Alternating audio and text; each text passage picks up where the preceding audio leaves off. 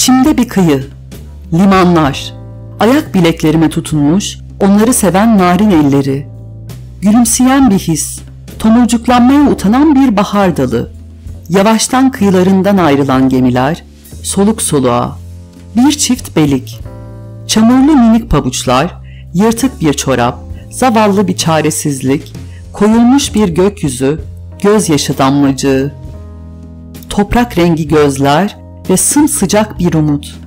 Gelsene, daha öteye gidelim seninle. Ötede ne var diye sormayacak mısın? Yerinden memnun ya da memnuniyetsiz olduğunu anlatmayacak mısın? Hayıflanmayacak mısın? Öylece benimle mi geliyorsun? Ne komik birisin sen. Tatlı bir gülücüğün peşine bir çocuk gibi düşecek. Gözlerindeki parıltıyla azat edeceğim sancılarımı.